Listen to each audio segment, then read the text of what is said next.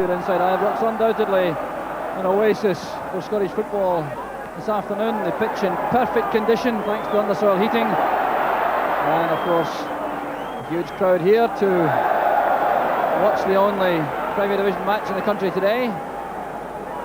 So Rangers having to make their first team change in 4 matches, with Graham Souness's suspension creating a vacancy for Jimmy Nicholl to come into the side. There's Nicholl wearing a number 4, but playing in his usual position at right back.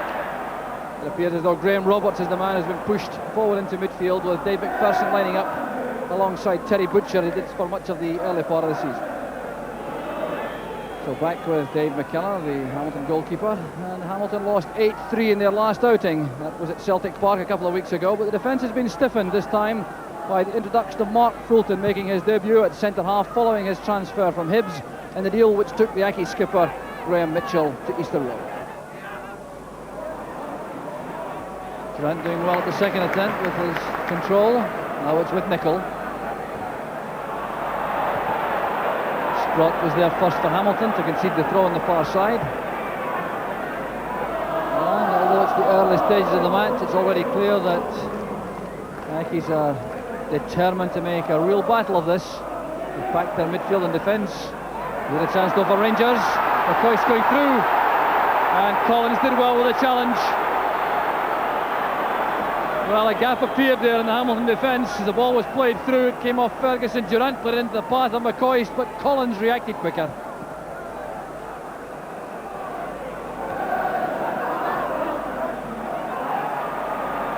Well, that's good play from Durant. Now Nicholl.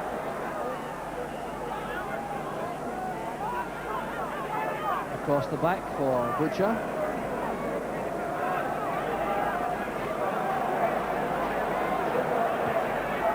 Roberts going to the left. That was cut off by Barr. And a crunching tackle from Butcher. Certainly played the ball first, but he also caught Bobby Barr. And the Aki's players are irate. Well, let's see this again. It was just out of reach for Barr. Certainly appeared as though Butcher took the ball cleanly first time and carried on through to catch the Aki's player. As Barr gets treatment, McKee is being booked for the protests made about the tackle from Butcher.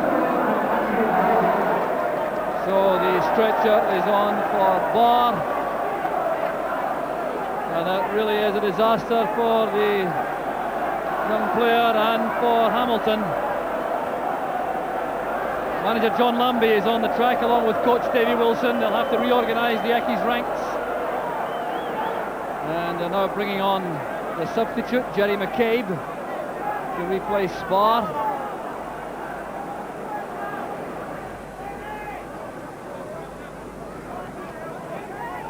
Goes back with the sweeper, Ali Brazil. It's a careless one picked up by Durant. Now McCoist. Support comes from Roberts. That's for Fleck. Now Durant. That's a very intelligent effort that from Ian Durant. Trying to steer the ball into the far corner first time. And for once there was a gap in the Aki's defence, creating that opportunity. There was Fleck with Sprott coming into the challenge. It's Fleck screening the ball well for Durant. There's a first time effort, trying to bend it in round McKellar, and it's a couple of yards wide.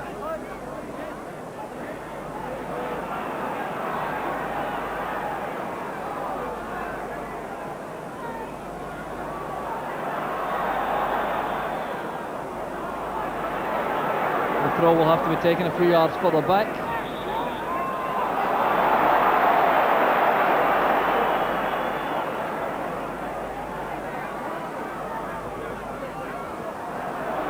Dumped forward by Fulton. There's Monroe. Phillips beaten by Roberts. Roberts again. A body check by Pelosi. And there's trouble now for Roberts. Here's Graham Roberts. Jerry Phillips coming across. There's Pelosi. And I think Roberts will be penalised for lifting his boot after he played the pass forward. So the referee also having a word with the Rangers trainer, Phil Borsma. A appears to have come on the field without permission, but it's Roberts who will now be in trouble. The message from referee Waddle is clear. He's showing Roberts the reason for that was that he showed his studs. Roberts, I've no doubt, will be protesting that he was simply trying to evade the challenge of Pelosi. Well, here's Roberts now. You see him getting to the ball ahead of Pelosi. Pelosi committed to the challenge. There was Roberts jumping apparently to avoid the challenge, but showing his studs to the Yankees player.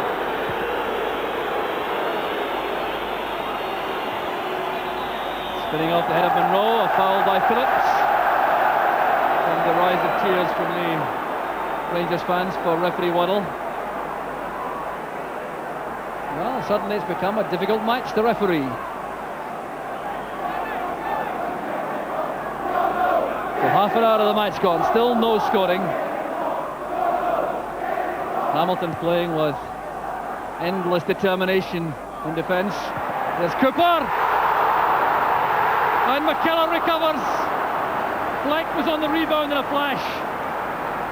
But a bit of luck for Hamilton and some good goalkeeping also. A long ball played forward, headed on by Roberts. The first time shot from Cooper comes off the post. Fleck reacts quickly and McKellar goes across to make the save. No luck for Davy Cooper with a shot. But Fleck was under tremendous pressure from Ali Brazil as he raced on to the rebound, so we must give credit to the Yankees defence for that also, and McKellar of course very alert. So the singing and chanting develops again among the Rangers fans. There's McPherson. And another marvellous save from Dave McKellar. This is tremendous action. McPherson lashing the ball towards the top corner. McKellar in flight to touch it behind for the corner kick. So a few words passing between McPherson and McKellar. Mutual admiration perhaps, as Cooper takes the corner. Butcher went up early, got his head to the ball. Throw to Rangers. Roberts asking Fleck to leave it for the long throw. Tremendous throw from Roberts, headed on by Butcher and away by Craig for Hamilton. There's Cooper now on the right for Rangers.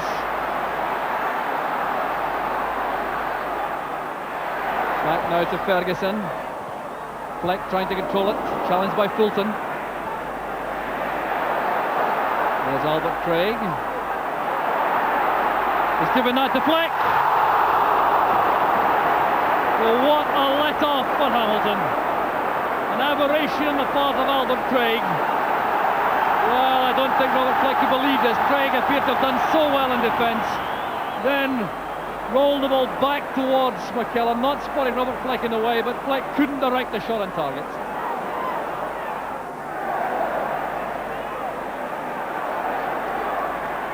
Now Butcher. Nicol wide to Ferguson. And Fulton standing in no ceremony inside his own half for Hamilton, pumping the ball out as McCoy's challenged.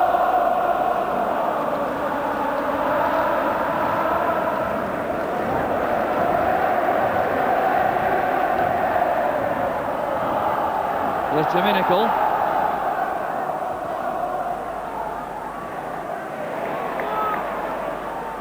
Nicol again to Ferguson. Fleck touching it on. There's Durant. The breakthrough at last for Rangers. A superb strike by Ian Durant, and the Yankees' defence is breached. It was Robert Fleck's header which set it up. The head flick on. He got up so well. Now this is a very positive finish from Ian Durant. Clinical in the extreme. Good play from Roberts and then from Durant. Here's McCoist. Holding off Collins. Roberts is there again. Playing it comfortably and simply in midfield. Obstruction by Sprott on Ferguson. A free kick to Rangers.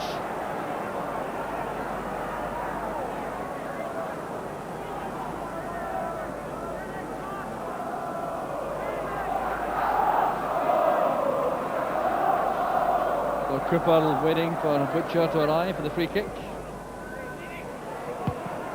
And Fulton in a very difficult task. McKellar also in trouble. The ball is in the net and it's Ali McCoist to put it there. Oh, what a disaster for the Accies defence.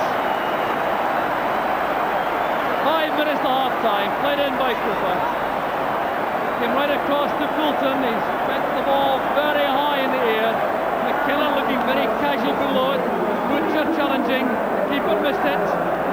And it broke for McCoist to knock home the gift. Phillips simply keeping it in for Monroe's benefit.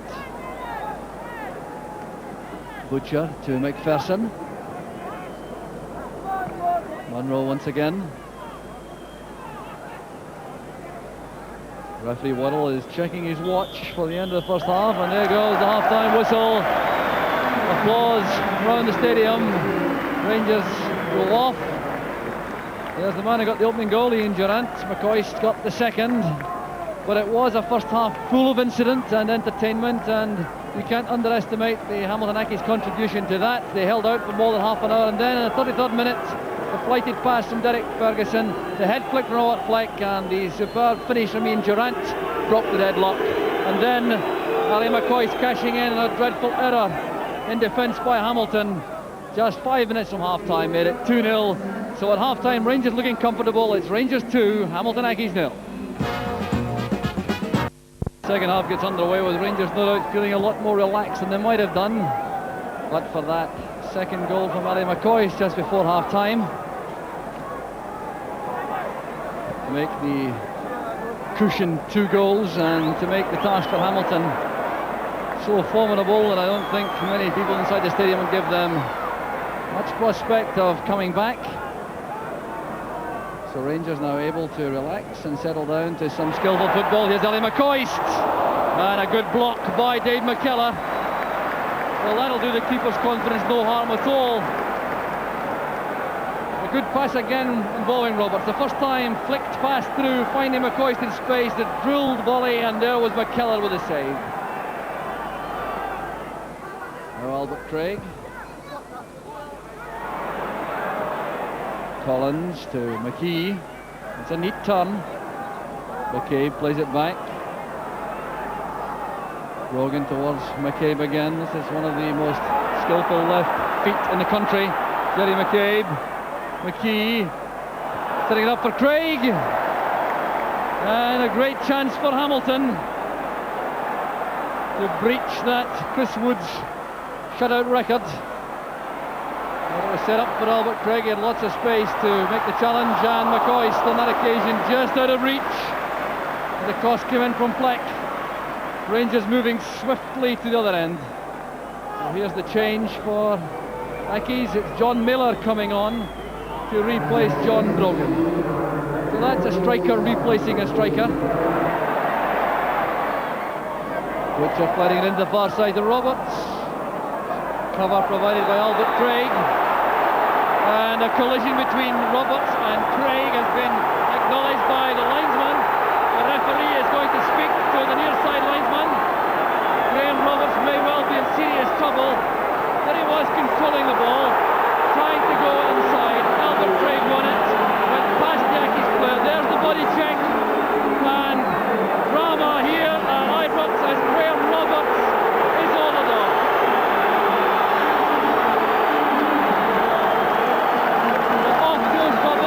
Certainly living dangerously after that first half booking. Graham Souness on the track appears to be trying to reorganise the Rangers ranks.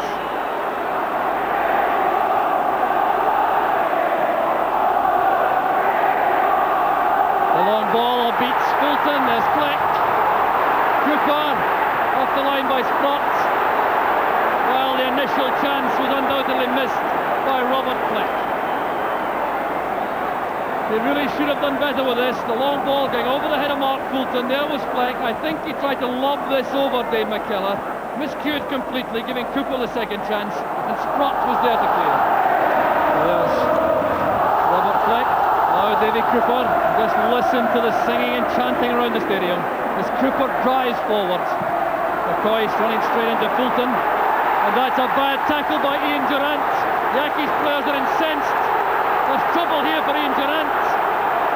Oh, the match really boiling over now. There's the challenge by Durrant. It was really a bad one on Albert Craig. Now, will this be a yellow card, or will referee Waddle see that even more severely? Albert Craig is still on the ground. And the red card is shown to Ian Durrant. Incredible drama here at Ibrox. We'll see it again. There's Albert Craig sprinting out of defence. It really was a shocking tackle by Ian Durrant. And he's paid the ultimate penalty. Graham Souness and Walter Smith are on the track as Rangers are reduced to 9 men. Well, it looks as though Rangers are going to the top of the league, but they're paying some incredible penalties for the privilege, with 2 key men ordered off, and perhaps a hazardous final 12 minutes to come as Hamilton see the opportunity now to take advantage. 11 against 9. And another free kick, this time against Derek Ferguson. The Rangers fans incensed again, and referee Waddle will take action against Derek Ferguson, and this will be for dissent. Now the Rangers players really do appear to be losing their heads somewhat, especially the younger ones. Derek Ferguson this time. Now this is clearly for dissent after the free kick was awarded against him.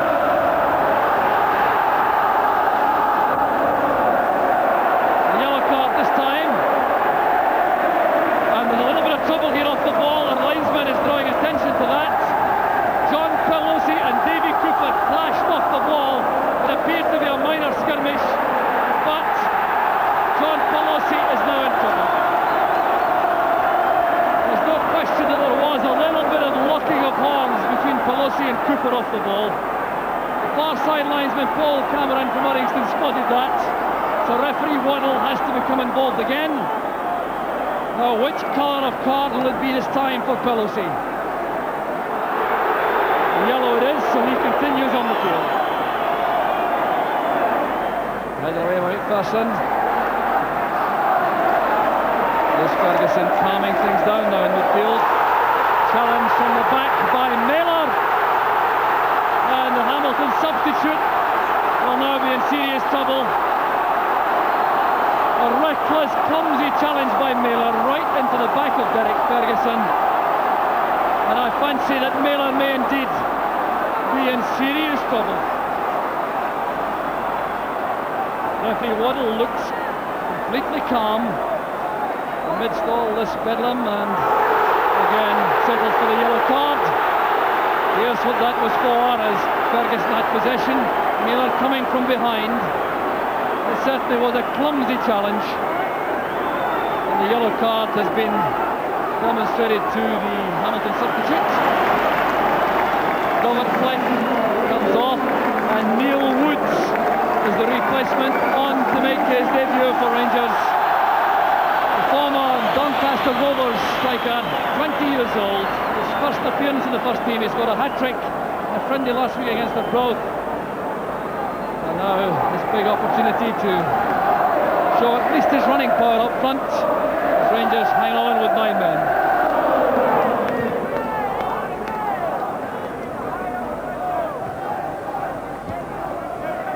There's Butcher sending it forward. Up goes Cooper. Woods missed it. Here's Derek Ferguson. This would clinch it for Rangers.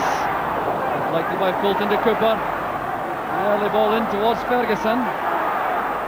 Back it goes to McCoist. So that certainly would have ended all the arguments had Danny McCoist got that on target. Played in by Cooper. Ferguson does well to nod the ball down. Touched back by Woods. There was McCoy's shot. Pelosi. There's Phillips. Pelosi again.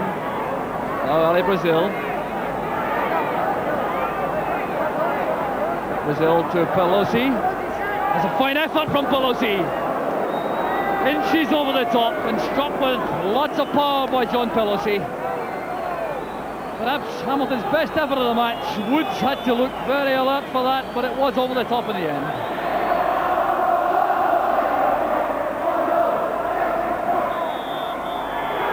And there goes the final whistle. Rangers win by 2-0. They go to the top of the Premier Division, but they paid an awesome penalty with the loss of Graham Roberts and Ian Durrant sorted off and inevitably suspended. With a packed stadium rising to Rangers. Gary Butcher in particular clearly very happy indeed. Referee Waddle looking very calm and stern as he comes off at the end. And the boos now ringing out as the referee departs with the two linesmen. And sadly a hail of coins coming down now towards the referee and linesman, protected by police as they depart.